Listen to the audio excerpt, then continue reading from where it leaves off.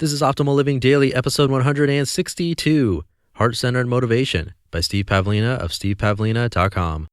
Get ready to maximize your potential with Optimal Living Daily, the podcast that brings you the best in personal development and productivity every day of the week. Your optimal life awaits. Now here's your host, Justin Malik.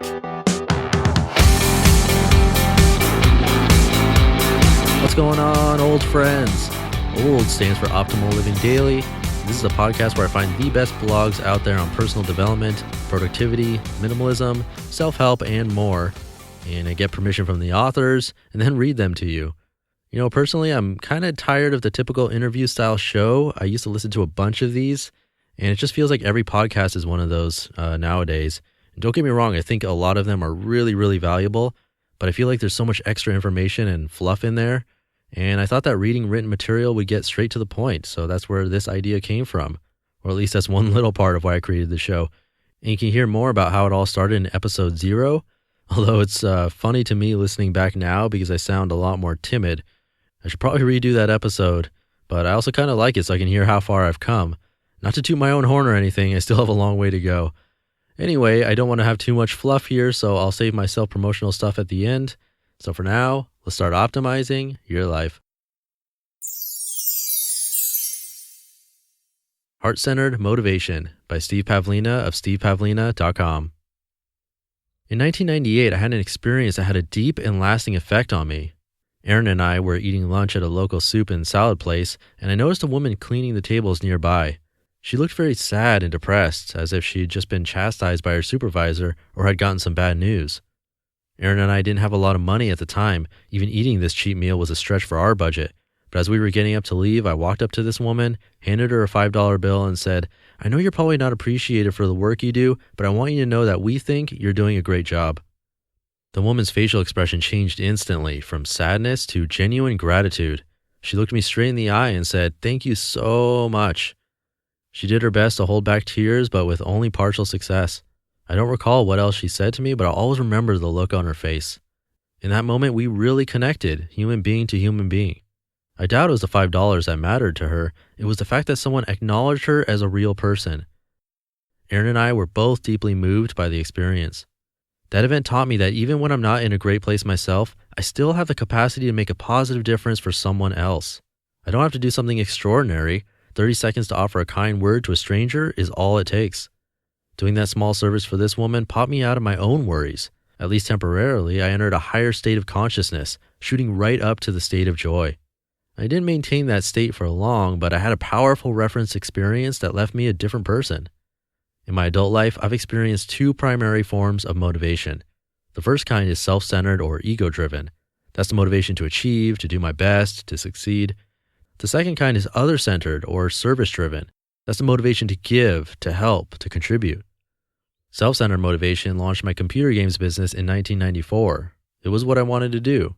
That motivation worked okay for many years. It took me to a decent place in my life, but I eventually saw that it was a dead end.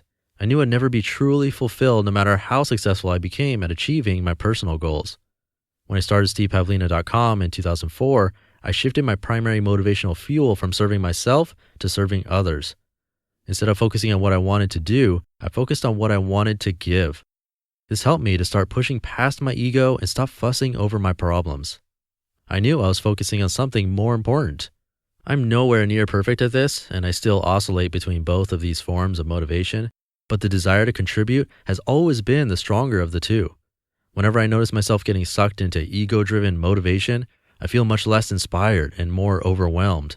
That's when I call a timeout to reconnect with what truly matters, such as by meditating or journaling.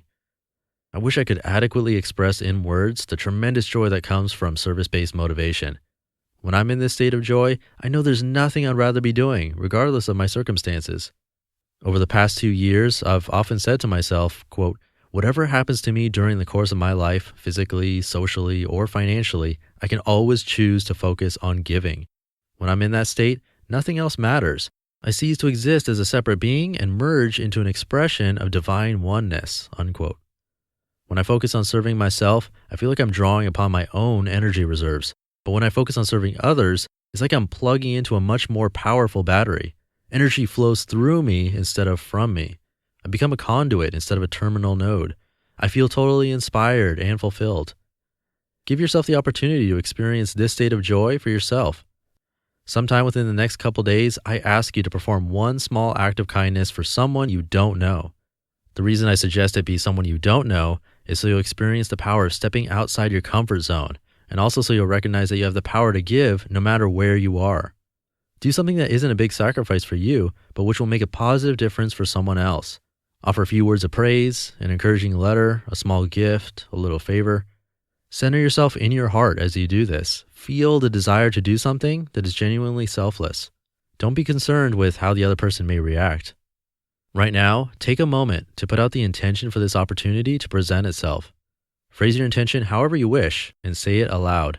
Here's a simple suggestion, quote, I am now performing a simple, heart-centered act of service that will make a positive difference in someone's life, unquote.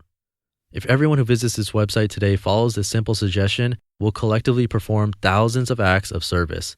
Even one kind gesture makes a difference. What will you do to help make life just a little better for someone else today? You just listened to the post titled Heart-Centered Motivation by Steve Pavlina of stevepavlina.com. So there you have it. I love that little suggestion, and hopefully you can do it. And if everyone here does it, we'll make a little difference in the world. And I have to try my best to keep this show growing, so here's where I'll briefly mention how you can keep the show alive. The first is to join my mailing list, because not only does it show your support, but you get a bunch of free stuff from me, and you get entered to win a book every single month. You can do that at oldpodcast.com, or you can just text the word optimal to the number 44222. And second, if you want to go above and beyond, you can become a patron of the show and contribute any amount you like, one time or monthly, totally up to you, also at oldpodcast.com. That helps to cover the website server, the mailing list cost, the books I give away, and of course the cost of hosting all these MP3s, which there's a ton of them. So once again, you can do both of those things at oldpodcast.com, and I'd be super grateful. And that's it for today. I hope you're having a great weekend. Enjoy it, and please help someone else if you can. And I'll see you tomorrow where your optimal life awaits. Hey, this is Dan from the Optimal Finance Daily podcast, which is a lot like this show, except more focused on personal finance. Justin handpicks the best posts he can find from blogs and authors like Ramit Sethi, Mr. Money Mustache, and more, and I read them to you 5 days a week.